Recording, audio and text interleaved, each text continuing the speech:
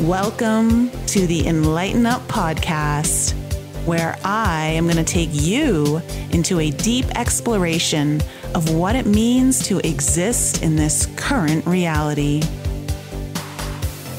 We are going to raise your vibes, open your mind, expand your heart, and dive deep into the wondrous mysteries and possibilities of this lifetime. There's been a spiritual catalyst that has set in motion the awakening process of many across the globe to return to the knowingness of self and unite what has been separated. Together, we're going to bring light into that darkness. We're going to remember the joy of living. But most of all, we're going to turn up the volume of our own eternal power and do the thing we're here to do.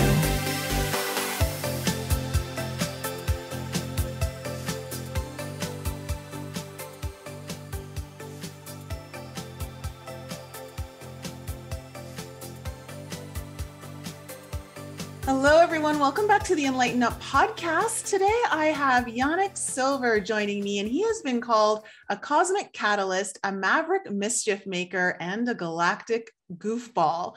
He is the creator of the Cosmic Journal, which we'll be getting into shortly, author of the book Evolved Enterprise, and the founder of Maverick 1000, which is a global network of top entrepreneurs and visionary entrepreneurs making a serious difference in the world without taking themselves too seriously. Yanik, welcome to the show. How are you doing today? Thanks, Nicole. Appreciate it. Yeah. So good to have you here. So, I was just kind of taking a look at your website right before we started because I was listening to one of your interviews from a few years ago, and I didn't realize that you were as goofy as you claim to be. You've got a good sense of humor. What was I doing? Well, a couple things. I saw that you drove in a race car at 200 miles per hour in a green Speedo. I did. That is true. And you surprised Richard Branson as a dancing... A showgirl. Yeah, on stage. Yeah, that was pretty funny. Oh, wow. Well, I love that. I think it's so important not to take ourselves too seriously because life as it is can be really challenging and difficult to navigate. So if you don't have humor, you're missing out on some of the gold mines.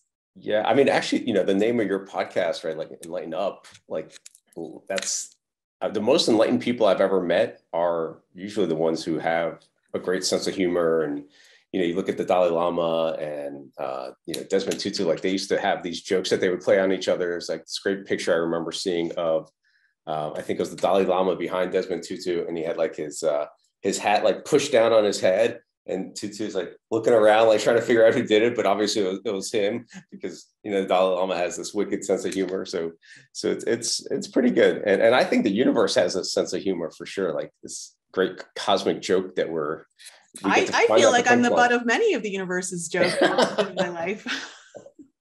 Yeah. Well, it's like we get to create our own punchline and we get to create our own meaning. I agree. Well, you do some really incredible work. I love that you're in the leadership entrepreneurship space. So tell my audience a little bit about why you started Maverick 1000 and what was your goal with it? Yeah, thanks. So about 14 years ago, I asked myself a really simple question, which is, am I happy? Would I be happy doing what I'm doing 10 years from now? And when I was really honest in my journal, the answer was no. But most people would be looking at me in my life and be like, I was making a lot of money online in my digital marketing world from before I had started in 2000. So kind of early, I had been helping a lot of people with their own digital marketing, with their own information, like getting that out into the world. Great family, great reputation in that space, which isn't that easy. And just overall, everything seems great. But it just didn't feel like it was the ultimate expression of who I was and the impact I wanted to make in the world. And so, I do quite a bit of journaling, and I think it's one of the best, foundational skills we can add for anyone. And so that brings more awareness, and it's like, okay, well, what would make me happy? And so I came up with these 3 interconnected circles. And the circles were originally a $, a happy face, and a heart. And where they all interconnected is what I call a maverick entrepreneur. And I'm like, okay, cool. That means I want to put on these adventure travel trips. We're going to bring some of my friends and buddies, and we're going to bring these amazing entrepreneurs. We're going to have business conversations and workshops, and we'll have a charity component, and it just sounds amazing. And then the first one we did was a Baja Dune Buggy one, and it was a completely different business model than what I had been doing before, and lost $40,000. I'm like, it's okay. It's a investment. And then after about $400,000, my wife's like, what the hell are you doing? and so that was the origin of Maverick. And it would have been really easy to kind of go back, I call them golden handcuffs, like go back to the internet digital marketing world and just keep doing what I was doing. But I felt like there was something bigger here, and it wasn't to create an adventure travel company. It was for something more. Okay, pause right there for a second, Yeah. because that's a big deal to a lot of people, to lose $400,000 as you're trying to pursue something that you believe is going to bring you a lot of happiness and a joy into your life, while ultimately the goal is to, I'm sure, like provide for your family, make some money. So where was your head at when your wife kind of confronted you like, hey, listen, yeah, something needs to shift here? Where were you at? Well, it was a really hard, it was because as an entrepreneur, I've been working for myself for the last, 24 years, maybe, I don't know. And so I rely on my ideas and my relationships and my, just figuring things out. And so before that, I had 7-8 projects, all hit the 7-figure mark, where it was just like, okay, things are just working really easily. And then this was the first time that something that I really had even more passion about wasn't working. And so it was a really difficult time. And so that 400,000, you got to put it into relative terms, right? Because the digital marketing, the publishing company is kind of the open checkbook, paying for stuff, and through different things of like, sponsoring things. And it wasn't standing on its own, the other company, Maverick. And then I had talked to one of my friends. We had lunch a couple of years back, and he's like, yours is 400,000, mine was 4 million. And he's like laughing. And, for some people, it could be 4,000. It could, it doesn't matter. But I really think that the universe kind of bonks us on the head. Could be financially, could be relationship, could be through our health. It could be, any number of ways. And it kind of starts as a small little whisper. And so the whisper for me was this cosmic alarm clock of, am I happy? Would I be happy doing what I'm doing 10 years from now? And so a lot of people will just hit snooze on their cosmic alarm clock, but some people will take that, hit that alarm and be like, okay, yeah, I want to pursue this. And most times, and especially now, it kind of requires these leaps of faith, and to follow your heart is typically scary, but never wrong. And so during that time, it was a really interesting, because all the things that I had done before just weren't working. And I was just like really confused, and it was, so many times as entrepreneurs, our self-worth is so connected to our net worth. And it was like, it really forced me to start separating that out even more.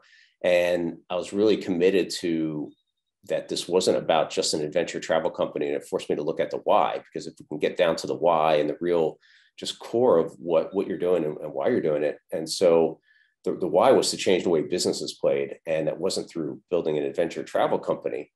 And one of the things during this time that I did was, I love questions, right? Your questions really dictate your answers. And the question I asked was, what would I do even if I knew it would fail? And it was a question kind of borrowed from Brené Brown from her book, Daring Greatly. And it's just like, how do we connect? What are we doing in the world without the expectation of an outcome? And this is, this is one of the timeless principles. There's a book that I had found during this time too, called The Great Work of Your Life, that really helped. And it's got by a guy named Stephen Cope. And just a funny way that I found it, I love synchronicities and serendipity. And so my wife is really, really afraid of bugs and all sorts of stuff. And I was at ice hockey. I still play men's league hockey. And I came home, and there's a text saying, hey, there's someone waiting for you in the hallway or something like that. And she had like found this book and like placed it over top of the spider. And so I grabbed it, escorted the spider out. And then I'm like, I hadn't seen this book in forever. Maybe I'll read it. And it was all about the Bhagavad Gita and how it applied to certain people's lives. And then how, when they found their dharma and their true purpose, things really went on this turbocharged trajectory. And it talked about people like Harriet Tubman or Susan B. Anthony or Nelson Mandela, and then also normal people, quote unquote, but like how when they found, their dharma. And then one of the principles in there is not being attached to the only being able to reap your labor, and not the fruits of your labor. So if you can put your heart and soul into something and not be attached to it. And that was a huge concept, because we're so committed usually to what's the sales numbers, is this going to work? Is this quote unquote successful? And so it really allowed me to step away from that. And then the other question I asked was, for my 111-year-old self, I said, what do I need to know? And I used my left hand. So I'm right-handed. So I used my non-dominant hand. And the answer was, light 1,000 suns who can each light another 1,000 suns. And it really just changed the trajectory of what we were doing with Maverick to be more about how are we going to light these suns, and change the name from Maverick Business Adventures to Maverick 1000. And it even, went as far as things like, so this is during like 2010, 2011, and certain things started coming back. So it really forced me to go back also to like sort of rock bottom of like, what makes a good day, what makes a good week, what makes a good month. And I had been a student of self-development for, I don't know, 25, 30 years, maybe longer.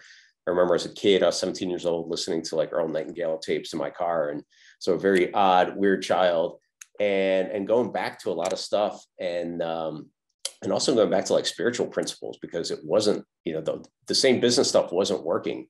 And so this whole idea of lighting 1,000 suns, I started like really, really getting into the Mayan energies and what was going on around during this time. And we would have a summit at the beginning of December for our group. And I told my team, I'm like, we have to go down to the Mayan Riviera and do our summit down there and change the dates. And they're like, what? No, that's 4 days before Christmas. And so that was a real turning point when we changed the name to Maverick 1000 and changed what we're doing. And then also changed the dollar sign to a tree. So now it's a tree, happy face, heart, to represent this idea of growth. And during this time, able to meet some really interesting people that had kind of little puzzle pieces of the whole picture, and then put them all together into this concept of evolved enterprise, and then turned around everything to make it profitable. And so kind of a nice story there, but it's still been ongoing, like just kind of figuring out like what the heck is it? Well, of course, as you evolve, your business is going to evolve with you, and vice versa. Exactly. So you said some things there that were really interesting. I think one of the things that is becoming much more prominent in people's conscious awareness right now is this idea of value, and shifting from an idea of, well, if my business is making a lot of money and growing in financially, then I'm doing a good job and I'm achieving what it is I want to achieve. But when you bring in that idea of the cosmic alarm clock and not hitting the snooze button anymore, can you elaborate on how that ties into people shifting their understanding of what value is, to not only maybe even increase the growth of financial stability within any kind of company or business, but really pursuing the ultimate, I don't even want to say it's a goal, but purpose, the ultimate purpose of what you're doing? Yeah, the cosmic alarm clock is fun because it's like this little whisper that we all have. And so many times we don't want to listen to it because it's our intuition, it's our heart. It's something that's more subtle than what our mind is typically used to, kind of going around in the same concepts. And as you said, the value, right? Like if most people are equating, I'm successful by the amount of money that this project or this business is producing, then that's the only kind of equation or the only sort of scorecard that we have. But when we start adding in more things like, what's our happiness? What's our joy? What's our bliss? What's our truly the deepest essence of who we are, and how do we express it? That can't be only on this one single kind of thing that we measure of money. And money is only really good for one thing. Like, a certain amount of money will certainly help make your life a lot more comfortable, a lot easier. But at another certain point, I work with a lot of entrepreneurs who, most of them go through this process of, I call it the what's next, or what now. And it's like they've succeeded in some way, shape, or form. Maybe it's an exit, maybe it's not. Maybe it's simply that they've fallen out of love with their company. That they're at a spot where it's like, okay, is this all there is?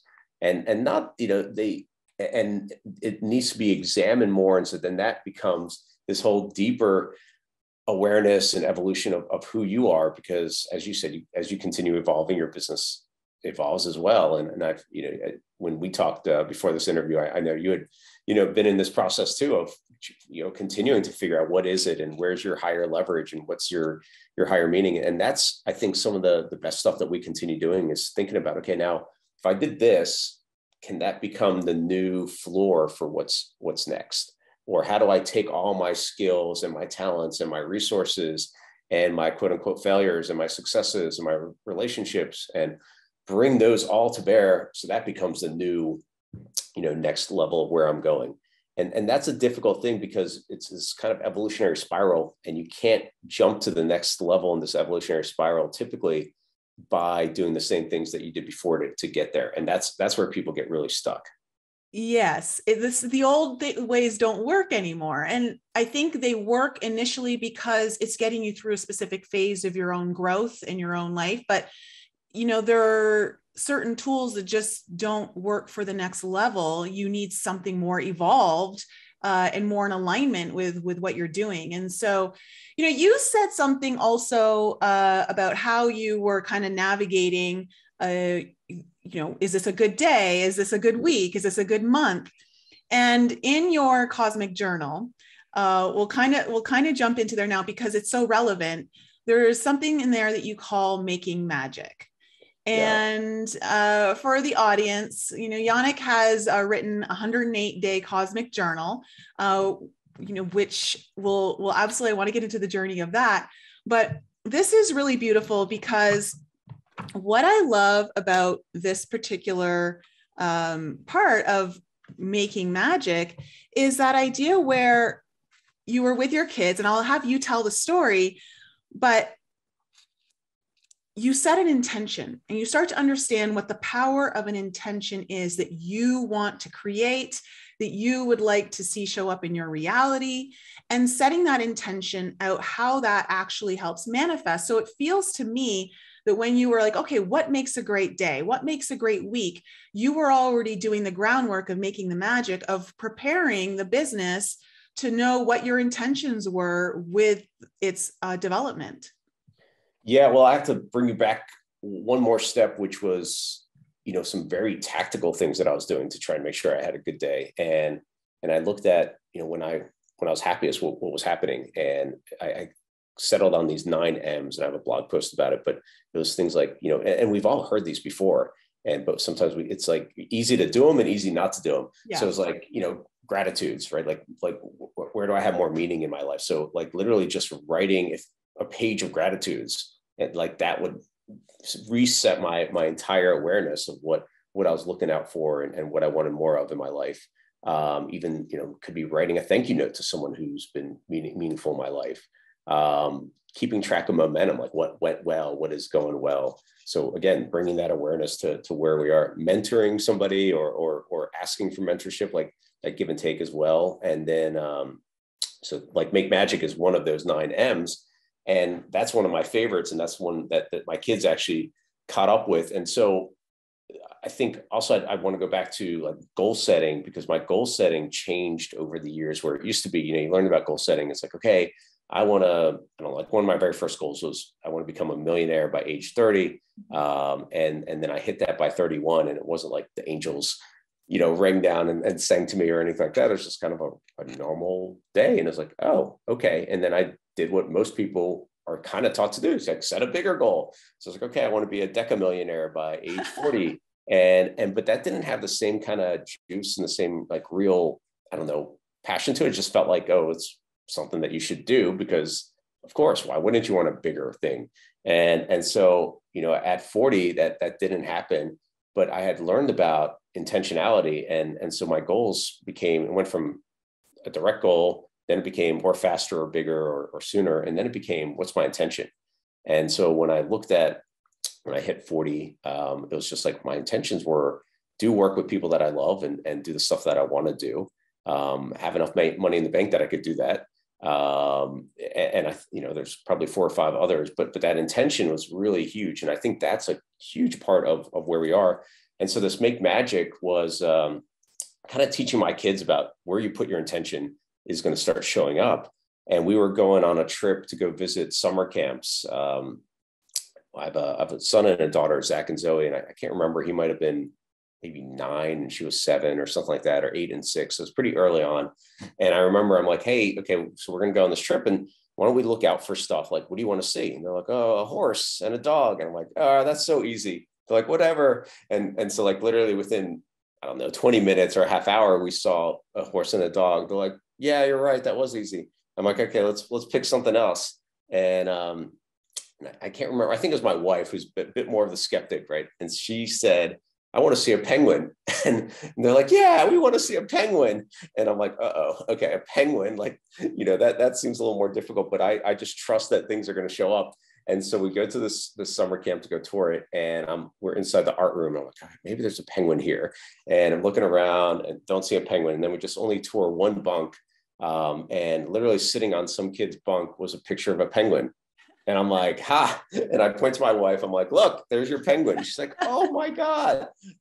Like she was like freaked out. And then on the way home, we told the kids about the penguin and showed them the picture. And then they got a little bolder. And my daughter's like, I want to see a polar bear. And I'm like, okay. And I want to see an ice cube. And so we had to get off the road because there's a ton of traffic on this one spot. And so we took a back road and we stopped at a convenience store to go to the bathroom, get some gas. And as we're walking in, the ice machine has a picture of a polar bear inside an ice cube. And I'm like, here, Zoe, look. And she's like, oh my God.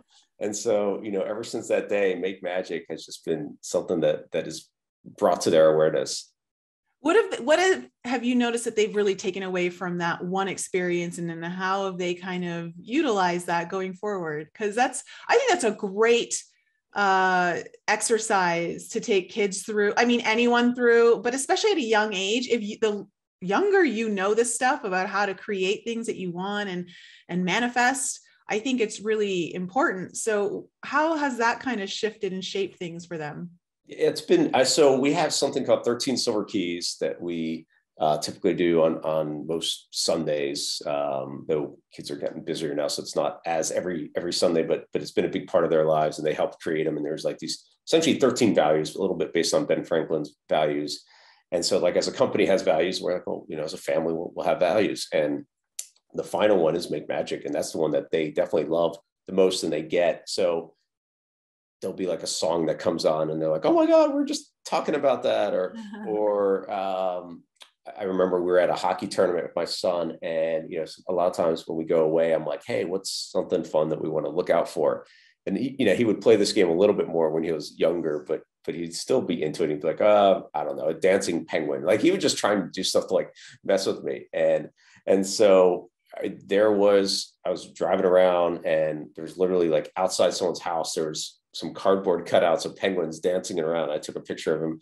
At first you kind of like try and be like, I'm going to force it into it. Like, so there's a sign with like a penguin waiter, like holding a tray. And I'm like, look, a dancing penguin. He's like, nah. and then we saw like these cardboard cutout penguins that were dancing around. I'm like, look. He's like, oh, wow. All right. And it just like shows up in their awareness of, I don't know, it just seems more normal now that Well, I think what the greatest lesson of that is that the universe is constantly responding to you. Yeah. Right. And so it's important to know, one, on the positive side, like that the universe is listening and responding to you, but also on the other side, the negative side, the universe is responding to you. So where you're at and understanding what your intentions are, either they're conscious or they're unconscious. And a lot of times they're unconscious. And they're like programs that we're kind of putting out. But I think that's the greatest takeaway for me, like listening to that, is that to always recognize that the universe is always connected to you and responding to you. Yeah. And the things will show up in these unusual ways, not in the way that you kind of expect it. And that's what I love, again, back to the cosmic joke and the sense of humor. It's like, it just shows up in these really fun ways. And I love playing around with that of like, okay, well, just surprise me, show me what's happening with this and show me this part. And let's see what we got here.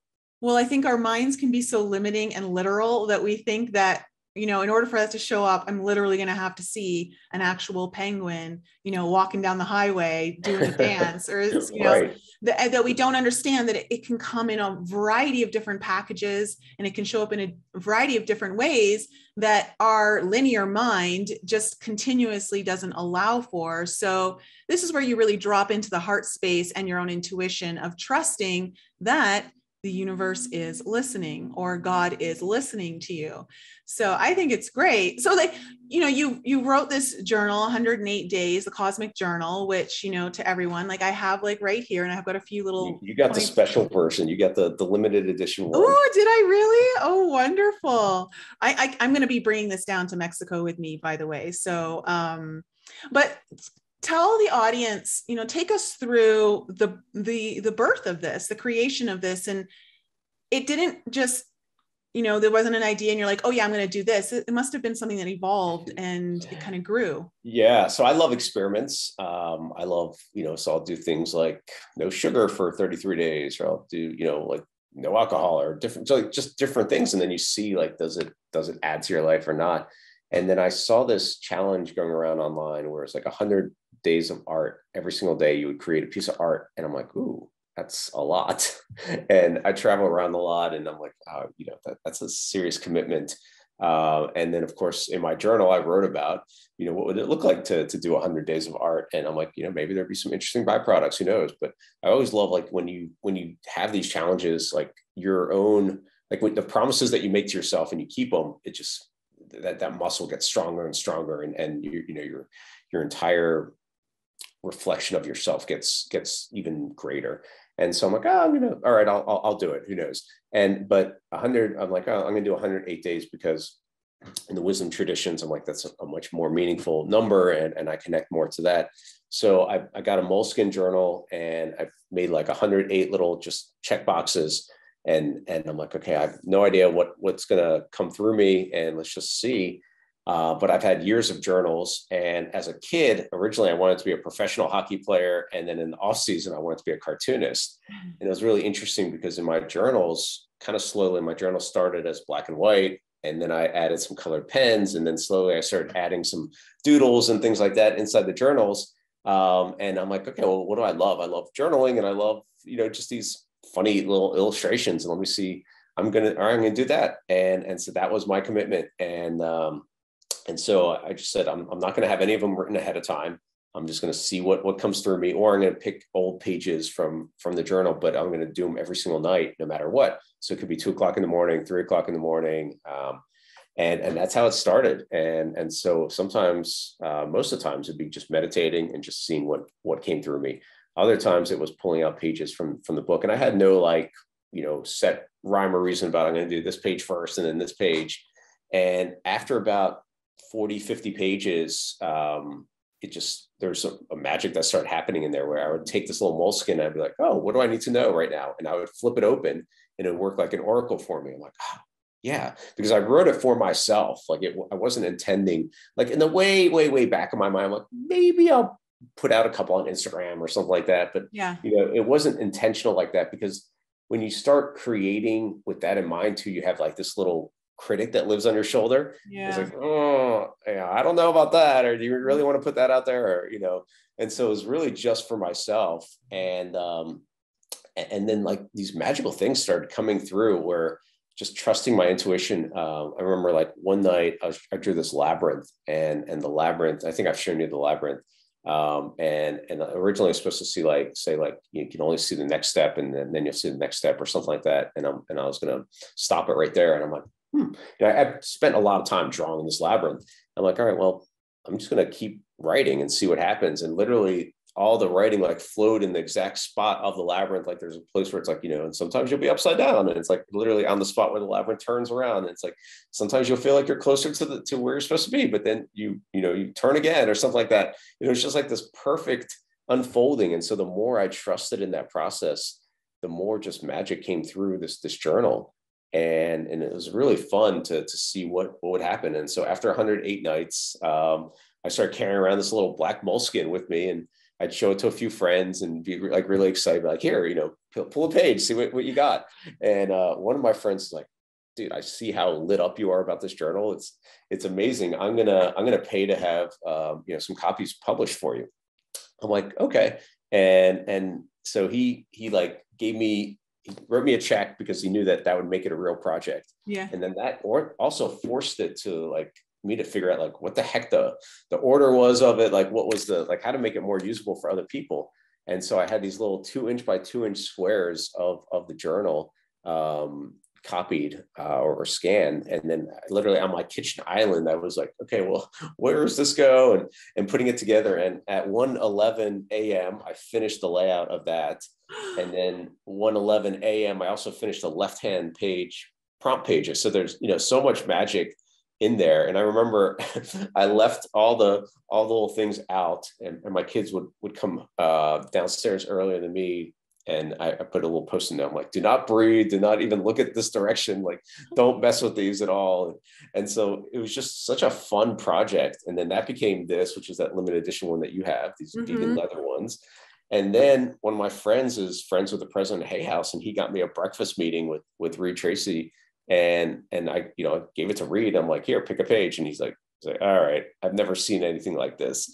And so they fast forwarded a contract for this version of the Hay House Journal. And then they also contracted me to do a set of Oracle cards. So it's like these like magical things just started blooming from this completely random project.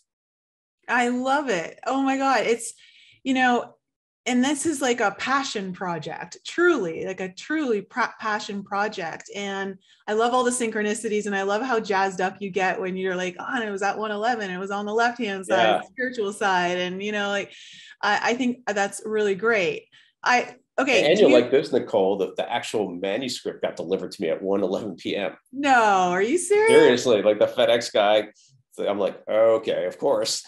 Oh my gosh. I love that. And that's just, those confirmations are wonderful in really understanding that, one, this is something you're truly meant to put out and to create and to gift to the world.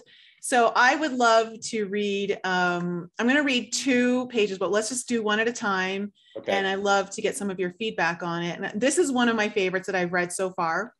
And it's called, do you want to just push more water down the river, or do you want to change the flow of the river? And this is really important because I'm going to just read this first part to the audience so they really understand what this means. The same thing that got you where you are now won't get you to the next destination on your journey. The only way to grow is to continually express your deepest essence of your greatest gift. It's too easy to just push more water down the river by simply doing what is easy and has worked for you before. For those of us who have accomplished success, this is harder to really get behind. And I resonate with this a lot. And let me just show the audience so that I don't know if they're going to be able to see it. Oh no, it's not coming up on my screen, but I can probably pull it up. Yeah. The funny one is the purple one has no page number. So I know. It's I found it once you pull it up. But what I love about this is so often we get stuck in the thing that we're really good at and we become successful at it. Oh yeah, let's show the audience the doodle there, just so that they can see what your journal looks like on the inside. It's lovely. I love it. It's so fun. It's really fun.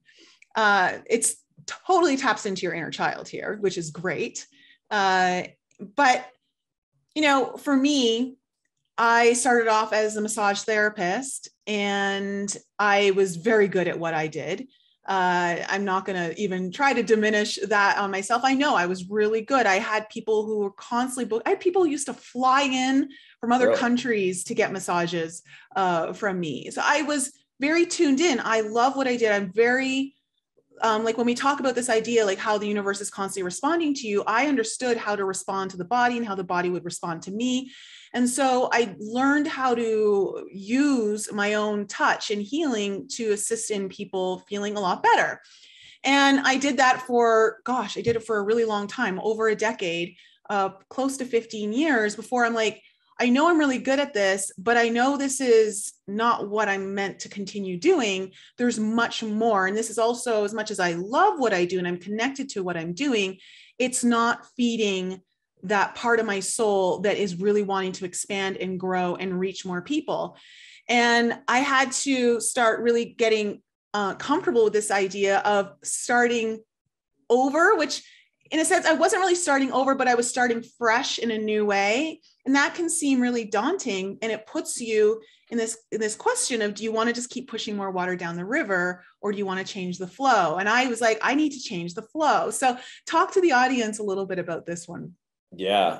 Well, number one, I just want to key in on what you were talking about being a massage therapist is really interesting, because it brought up something for me. One of our Maverick members, this woman, Sherry, she's from the Pacific Northwest, and she was a great massage therapist too.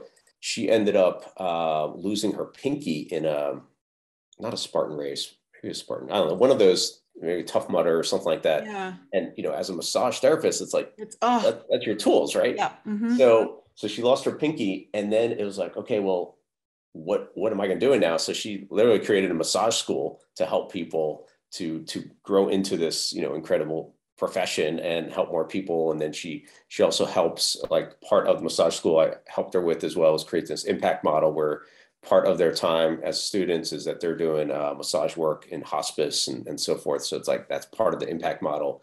And so, like, her ability to influence more people one-on-one like that is limited. And then by her students, and then them also growing their massage practice, but under this more impactful way and more heart-centered way. Like, so it's really interesting. Like, we talk about this cosmic alarm clock. It could be whisper, it could keep bonking you on the head over and over and over again, harder and harder. I hit the snooze button on that cosmic alarm clock for what I'm doing now since I was 25. And it took me until I was 39 to really start taking it seriously. So almost 15 years. And the good part about that is, like, we keep coming back to it, right? Like, it's always there for us. Like, even, you could be 102 years old and you're like, I really want to do this part. Right? So it's never a closed door. Mm-hmm. And the other piece is, like, those skills of you, like, I'm assuming a very intuitive, knowing about how the body responds. And then and it's probably just an intuitive energy work that you're doing as well before you even maybe knew exactly what you're doing. I don't know your full background there. Well, you know what? It was one of those things. I think it was one of my gifts that I was innately given in this lifetime. And I think I was pulling on a remembrance from past lives that just was easily tapped into for some reason. I don't know exactly why, but and it was just something that I understood. Like, I didn't even have to think about it. I was like, oh, this muscle is telling me this, or it's speaking to me in this way. I need to either ease off or I need to go in a little deeper. So it was very interesting. Well, I think also, like, those skills that we're naturally gifted at, they don't go away. They just show up in kind of like different iterations as well in these next evolutionary turns. So, whether it's going to be somatic work for you or teaching others about somatic work, I don't know what it's going to be, but it's going to continue showing up. Well, for me, it was like, I am really good at helping people feel good physically, like helping their bodies feel better, but deeply, I really want to help people's souls feel better. And I really wanted to get into the core essence of who everyone is and help them bring that out to the forefront and let that shine. So that's where it kind of, for me, that's how it was like translating. Yeah. So this idea of pushing more water in the river, or do you want to change the flow of the river? So this is a woman named Erin Pavlina who told this to me in an intuitive reading. And I was like, ooh, okay, that's really interesting. And so that was one of the pages in my journal way back. And just that quote then got illustrated. But, like, it's like, we really can just keep doing the exact same stuff over and over again, which to me is pushing more water down the river. Or do we want to change the flow of the river, which is by, how do we do something differently? And I talk about connecting your head, your heart, your higher purpose, and that your head is your business side, your marketing side, and then your heart is the impact you want to make in the world, and then your higher purpose is like, why am I here? What's my real purpose? What did I volunteer for? And so when you tap into that, then you can change the flow of the river. And I love this idea of, like, have you felt like you're destined for greatness is one of the other little paragraphs that I say in here, and not from an egoic way, but from a place of, like, I have so many gifts and talents, and, like, how do I really manifest them to have the greatest impact and purpose, especially in this time that we're in right now? Like, this very fascinating time of, that so many civilizations spoke of, or prophecies, and like that we are in this really interesting new time. And I think that's where so many people are like the work that you're doing, people have to step up fully into their own brilliance so that they can also be beacons and lighthouses for others. And then it's just like this whole entire network of nodes starts getting lit up across the world, and we can see that there's a better way of doing things. Well, now that you mentioned it, it just kind of dawned on me while you were saying that really what we've gone through in the last couple of years with COVID and everything is, in a way, it was almost like the universe forcing us to literally asking us this question: do you want to keep pushing more water down the river, or would you like to change the flow? And I kind of, I've shifted my perception of all of what's happened, and the reasons being over the last couple of years. Of course, you go through this victim stage of why is this happening to me? What, this is crazy. But I kind of shifted it now to really understand this has been an incredible opportunity for all of us. I believe it's a gift. And I think that what it's doing is it's really forcing a lot of us to challenge us to actually step up to the plate and finally say, this is what I'm going to do to help change the world. I don't like the way the direction of this is going, or the way this is going. And so in order, it's a cliche, but it's true. If you want to see the world change, you have to be that change yourself. And so many of us are being forced to look at where are all the broken parts within our society and in this world, and start looking at how we can heal that within ourselves to then model it in this world for that change. And I see, to me, that's what the last couple of years has been an incredible gift of. Oh, 100%. And it's where do we take responsibility for the world that we want to see? And it has to start here. Yes. Right. So those of us that maybe have doing this work on this journey for a while, it's up to us to not preach about it, but to truly live it. And then by living it, you become an example. It's like with kids, right? They're going to pay way more attention to what I'm doing versus what I'm telling them. And so if I'm telling them, hey, maybe get off your phone a little bit more versus me lying around on my couch scrolling, then, it makes a huge difference. And I'm always so happy when they catch me doing yoga or meditating or whatever the case is. And not that I don't sit around and scroll every once in a while, but it's so funny. I thought about the other day, I'm looking at my screen and my son's looking at his screen and he's looking at hockey videos or something. And I'm reading about DAOs, and I'm reading about, I don't know, like something about evolving consciousness. And so we both look like we're doing the exact same thing, but there's two different kind of inputs that are coming in, and from the outside, it just looks the same. So, it's just, I'm like, oh, well, I probably should get off my phone because it just looks like I'm, just scrolling through Instagram or whatever. So it's, again, it's how do you become that model for that world that you want to see? And it is about what do you want to, how do you want to change the flow of the river? And that happens by you really tapping into your own unique gifts and your own unique brilliance. Well, and we learn through observance. We understand this when we look at children, we look at ourselves, and we can understand what we've observed just through our parents, through what we've seen in society, and the things that we've taken on that we don't even realize we've taken on. They're just subconsciously programmed into us from observance.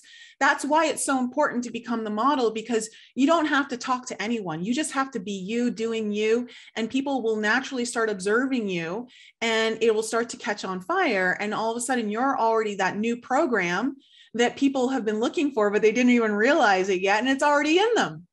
And that's what's so beautiful about it. Yeah. It's so much fun to see, especially seeing an idea go from conception to reality.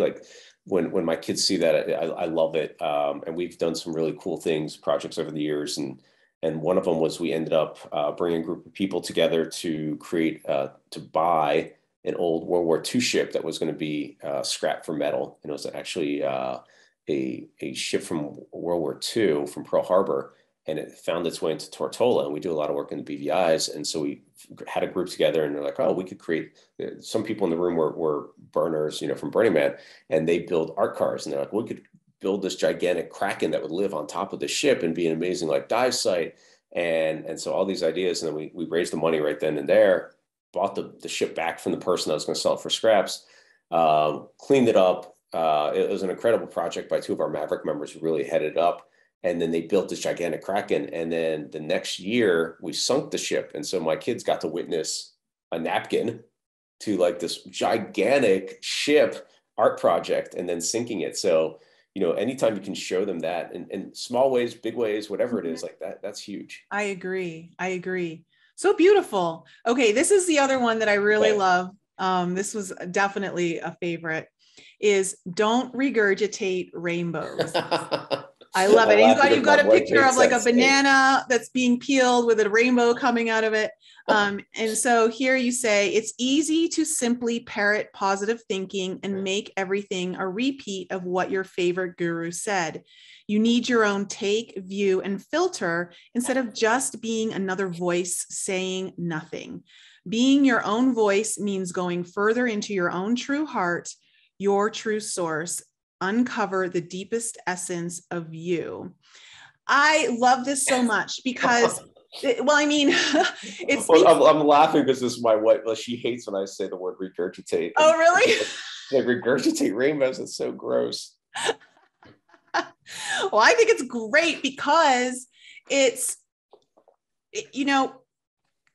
the greatest teacher of all is experience.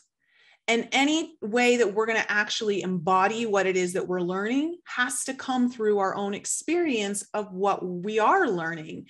And you want to put your own spin on it, not because you don't want to be another parrot, but because it's you, it's your imprint here on the planet. It's your experience. It's your life. In order for you to develop these things, you have to actually live it. So go ahead and unpack this one a little bit. Yeah, so this is what it looks like, and I'll send the images out to you as well if you want to include them in show notes or anything. But yeah, so this came to me around, I don't know, this notion of like, let's say we love Wayne Dyer, and I love Wayne Dyer, right? Like it'd be really easy to just parrot back what Wayne says and just be kind of this mimicker of him, or like Richard Branson has been one of my biggest business heroes. So it'd be like really easy to just be another model or copy of Richard or whatever the case is. And that really discounts who you are uniquely and individually, as you're saying, and discounts the experiences that you're going to have. So of course they can be influences, and there's a reason. So I talk about this idea of a golden shadow. So most of your listeners might be familiar with the idea of a shadow, which is, the parts of ourselves that we don't want to necessarily share, or that kind of these dark parts. But there's also a golden shadow. So if you think about like who's your biggest hero, it could be your parents, it could be someone else, it could be a fictional character, it could be a business hero, it doesn't matter. There's a reason that they're a hero. And then you look at archetypes or those aspects, and then in your highest self and who you are, that's within you as well. And so like there's a reason you're connected to Wayne Dyer or to whoever it is. And so we get confused sometimes about, I'm just gonna, that's the persona I'm gonna take on. I saw, this guru doing this, so I'm gonna do this thing, or this enlightened being, so I'm gonna do this. And of course we want to bring that into our lives. But if you're simply being a clone or just trying to mimic what they would do or what you think they would do, then it's really discounting who you are. I agree. And I love that term, the golden shadow. Oh my goodness. I'm going to be using that now, because the way I interpret it is this idea that for me, I believe a lot of our purpose is found in our pain. Mm-hmm. And I believe that how we're here to really change the world is found through how we navigate our own pain and find the golden nuggets in there, because it's like they say that our treasures are often buried in places that do not mimic what it actually is. We have to go through a lot of the dirt. We have to go through a lot of the grit and all that to get to it. And once you start to live your actual pain. Like they always say the way out of your pain is to lean into it. You need to step fully into your pain and embrace it and understand what is there to show you about yourself that will open a lot of doors that you wouldn't be able to necessarily only open with just your joy and your happiness, which ultimately those doors get even bigger as you lean more into the pain. So I love this idea of the golden shadow, because that's my interpretation of it, in that it's actually like the key, right? It's the key to unlocking a lot of your meaning, your drive, your purpose, how you're going to help others. It's your service, but you can't be of service to the world until you've been of service to your own pain. Yeah, I think, so that idea of the pain, having you want to figure out what is that pain so that you can alleviate it. But instead of immediately jumping to, I'm going to alleviate it in the world, it has to start within yourself. And that's where that archetype of the wounded healer also comes from. And if you can heal that part of yourself, because as soon as we heal ourselves, then it starts reflecting in fractals and these concentric circles to the world.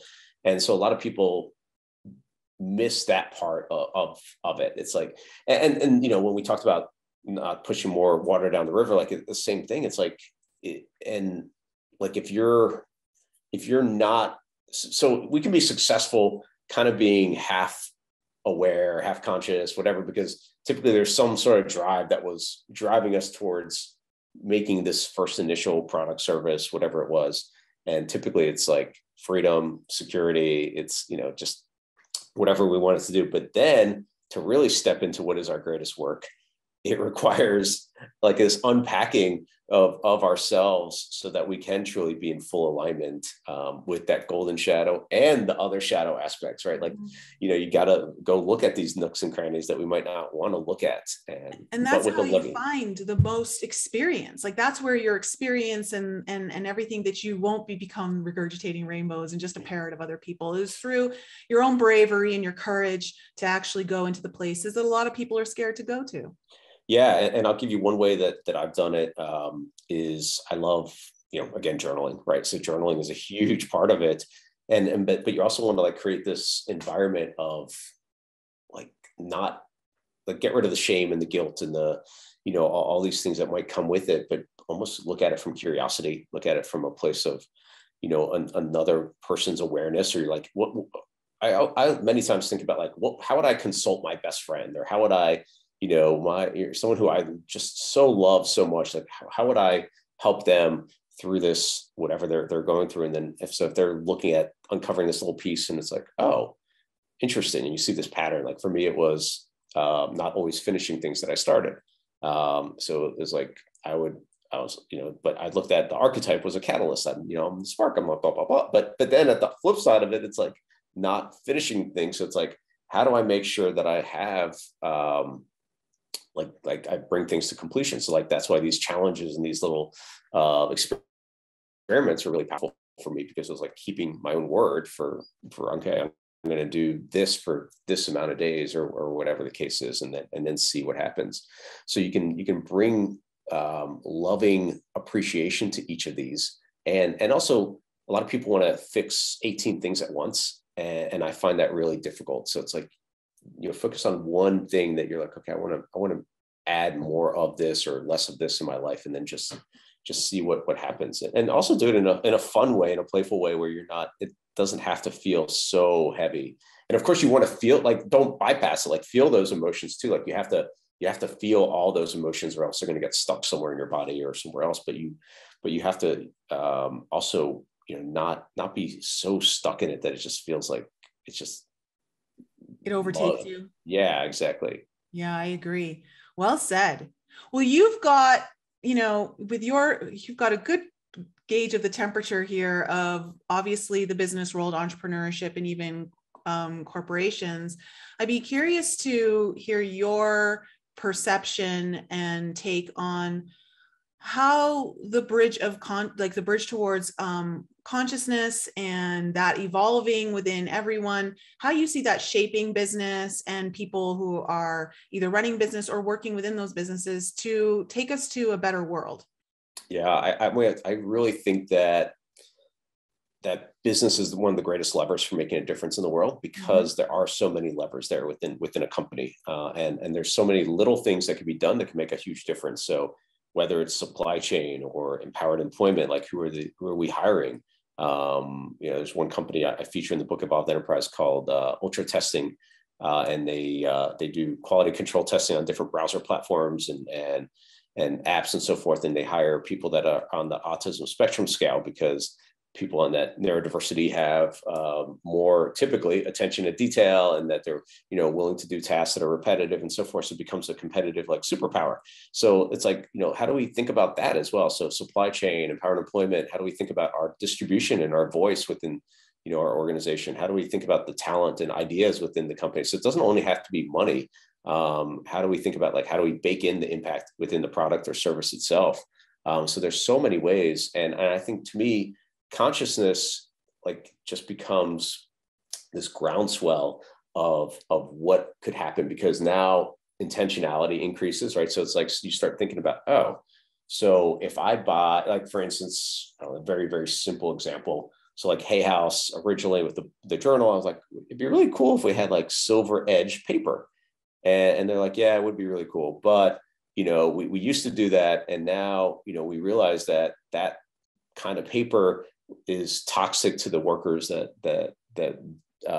make it, or something like that. So, or it has toxic byproducts. I can't remember what it was. I'm like, oh yeah, we don't want that. so then it was then this little, I don't know, on the cover, you can see it kind of shimmery. So we added that. So that's totally cool.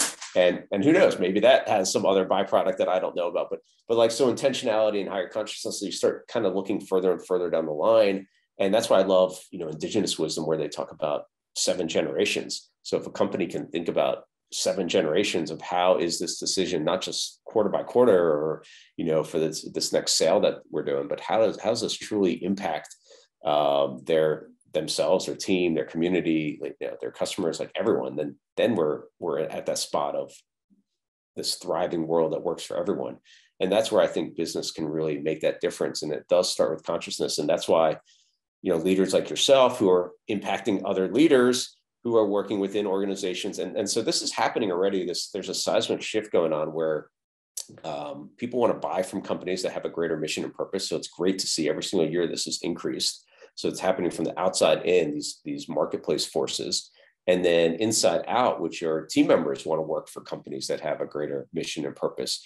And so companies aren't dumb. They see this, but a lot of times they might look at it as, oh, we're going to slap this on and we're going to add this, but it has to really come from this truly authentic, genuine place. And that's why in Evolved Enterprise, I talk about it starts with evolving you first, and that's a never ending process, but then it evolves out into cause. What do we care about? What's the thing that we run? What's our big why? And then that builds the community of customers that are zealots and advocates and want to buy from you even more, and a culture within the company. And then it goes out to the product and service, baking that in. So there's so many ways that this can be built in, but consciousness is that thing that is going to continue sort of propelling it and allow us to see these decision points and further into the future, and make sure that what we're doing is truly good for the planet and good for everyone involved. And that's also where I think there's going to be so much opportunity for whether it's coaches or instructors or trainers to help organizations and companies, but help them. I call them evil schemes for global good, and evil is an acronym. And so it's how do we get organizations, companies, entrepreneurs, everyone, what do they really want? And then how do we, inside of it, almost like a Trojan horse, plant this pill of higher consciousness as well? Yeah. Baked into it. I love that. And it's, I don't know, because I know you're pretty spiritual and you're really into a lot of the stuff that I think a lot of my viewers and my listeners are into, cosmic stuff, galactic stuff, really intuitive things. There's a lot of conversation about this concept of a new Earth, shifting from 3D into 5D. And there's part of the community that is in the mindset of when are we going to get there? And it's to me, I look at it as we're already getting there. We're in the creation process. We get to actually make it whatever we want right now. And for anyone who's waiting, it's like you're missing the boat, you're missing the opportunity. And I think it's fair to say too that, you know, creating this new version of Earth, okay, or this new version of how our society is going to live here and relate and communicate with one another and be of service to not just one another, but the entire planet. I think it's important to understand that you can do that in your like regular day-to-day life.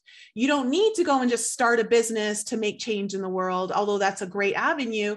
You can do change just by changing like the way you greet every person that you run into. Maybe you're a cashier and you have people coming through your lane like every day, and how you talk to them or how you look at them, maybe like you can shift someone's mood.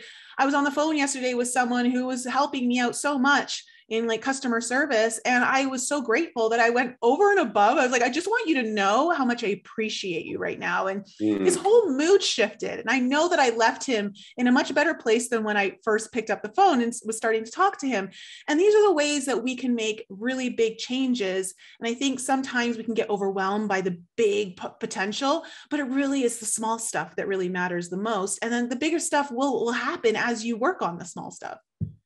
Yeah, there's so many, a couple threads that I want to pull on that because I love it. And it is for sure like these small little things. And, you know, as I talked about, like these experiments, right? Like, so what if you just picked an experiment? Could be 8 days, could be 3 days, could be, you know, however long you want, and just be like, I'm going to do one thing different. Like you said, I'm going to greet everyone I meet differently, and then just see.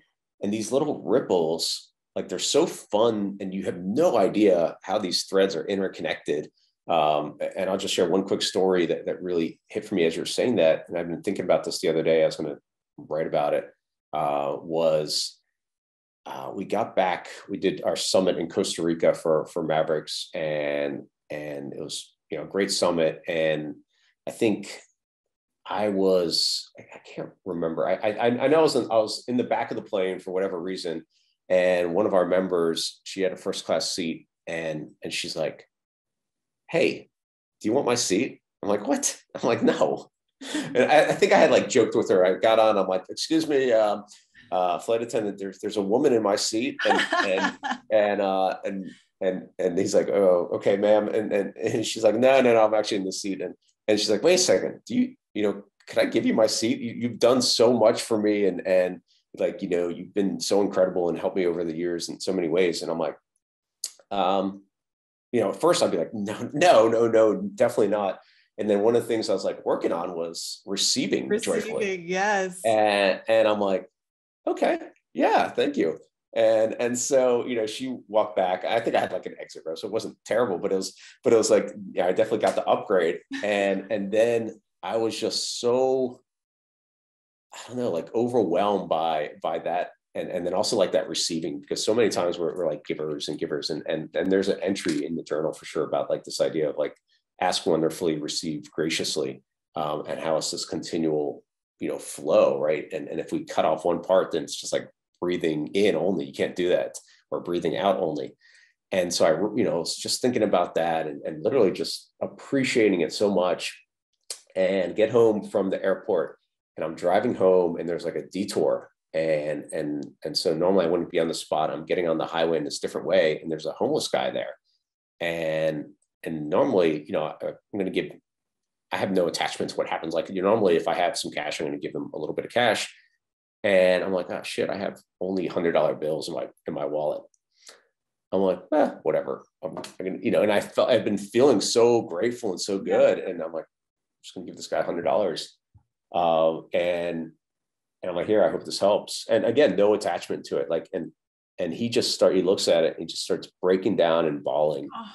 And I'm getting like emotional. Think about it too. Yeah, I'm getting emotional because I can feel it coming from you. Like I literally just, because I wasn't supposed to be like, I was supposed to be there. Right. It's because of that detour. And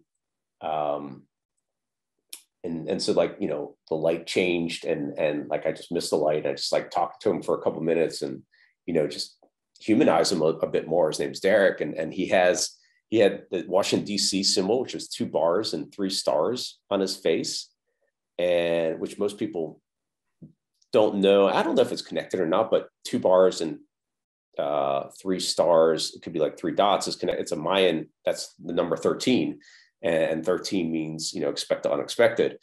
And literally, as I'm driving down the highway, I just start breaking down in this like uncontrollable sobbing of, well, he's like, you don't know how much this means to me. And just literally in like 2 seconds, he starts crying. And then I start crying too, as I'm driving down, because I wasn't supposed to be there. And then like it affected his life. So who knows, who knows, did he share that with someone else? That who knows what happened, but those ripples are just so fascinating to see. And I love these little moments in time, and you have no idea how you're going to impact someone.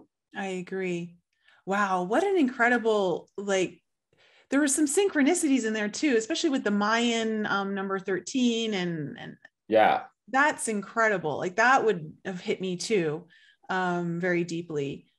It on top of obviously the other stuff, like you just right. How much he and there's other times when I might give someone a $20 bill or something, or $10, like whatever it is, or $5, like, but it wasn't the same, because it was such a, I don't know, I was at such a high, I think, vibratory frequency from that gratitude of someone else showing me appreciation, which then carried over. And like, it was like, so you never know where these. Well, this is what I had someone on my show who called this vibrational fertilizer, and I like to call it frequency fertilizer.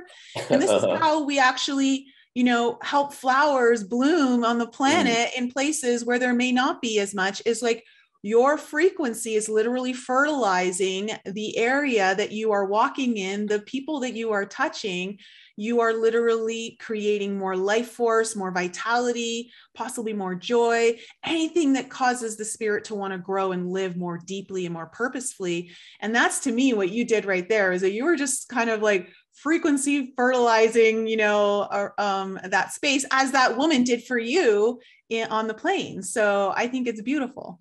Yeah. And it also started with like saying yes, because normally I'd be like $100, like that's, no, I'm not going to do it. But it was just like whatever, and not having attachment to what happens. Like I wasn't like waiting for the, been like, oh my God, thank you so much, you're amazing. Like it was just going to be like whatever happened.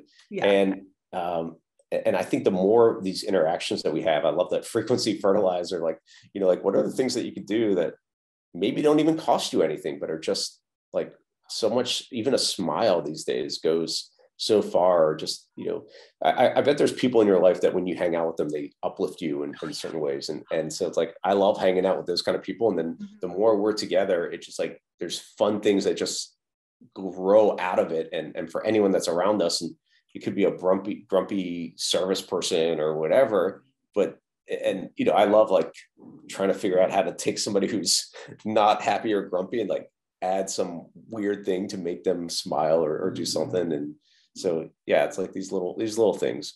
I agree. It's, and this is how we change the world, because it's something shifting within you, then it's going to have to shift outside of you as well. Right. And so you get to reflect what's happening internally, externally. And that's one of the greatest gifts that we're here to do. Why don't we close out the show with you pulling a card from your oracle, maybe a closing message for the audience? All right, let's do it. Yeah. So this is your Cosmic Journey Oracle. These cards are really fun. And so they're designed. So when I hand people the journal, I say, this is your galactic instruction manual you were missing when you were born to fulfill your destiny here. And so these cards are also the same thing. So a lot of times cards are even more approachable than this journal. And the cards are designed for helping you with journal prompts and helping you, continue on that cosmic journey that you're on. So I'm going to shuffle and you tell me when to stop. All right.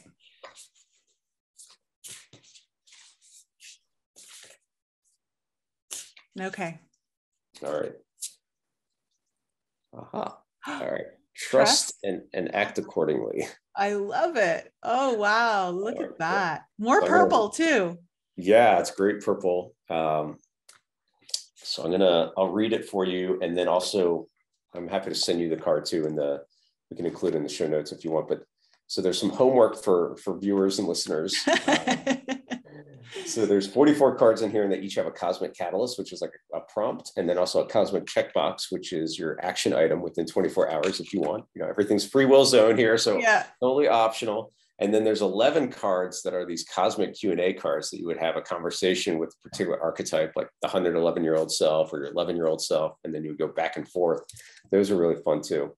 So this one is number 30, trust and act accordingly. How would you act if you absolutely knew the universe had even more in store for you than you can imagine? What would be your next step now? Whatever we think we want typically comes from our small selves and not always in alignment with our divine destiny unfolding.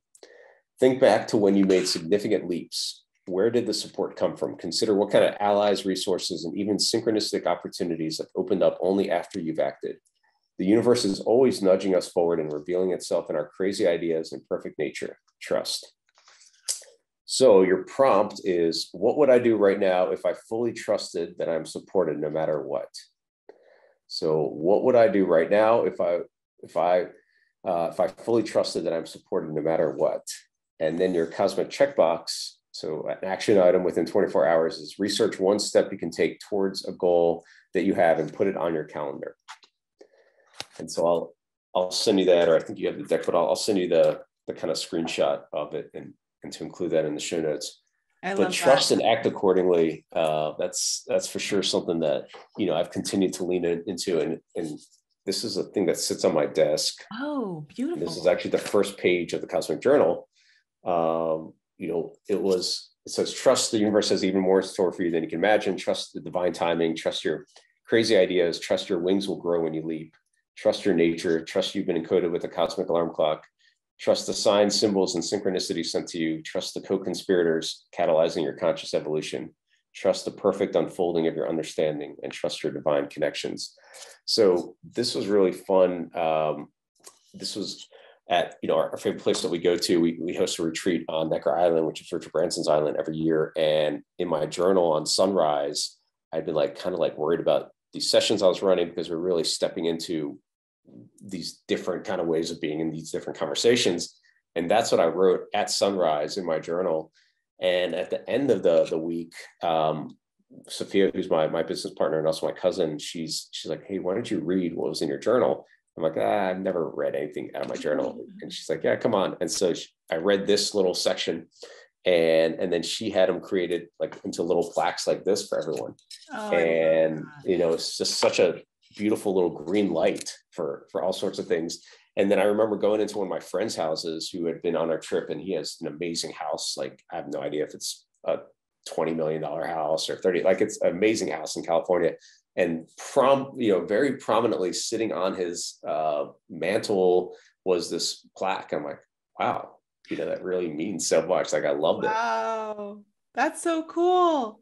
I love that. And I love how the little parts of the things that were meant for you and only you when you were creating them are now part of other people's lives and making an impact in them, to the point where they want it to be like on showcase in their home where everyone can see it.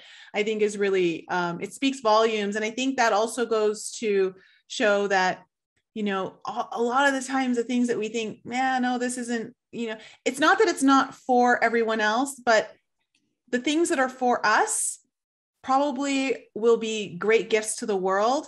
And so that's why it's so important to do the work on self and to uncover the things that you need to, because ultimately that's your treasure.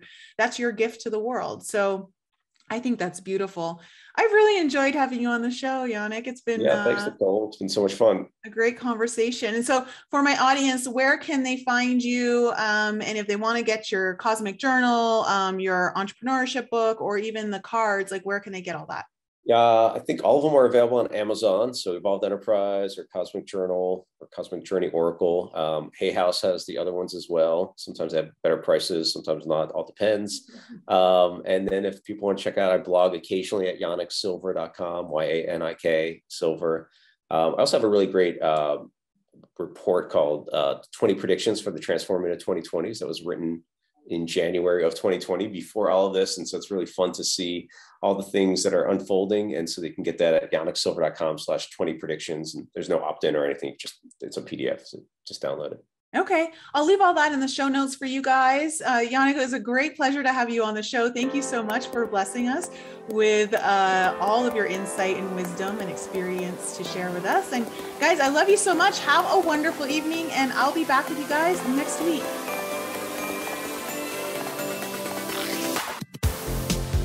Thanks again for joining me for another show on the Enlighten Up podcast. I love you guys so much for all of your continued support.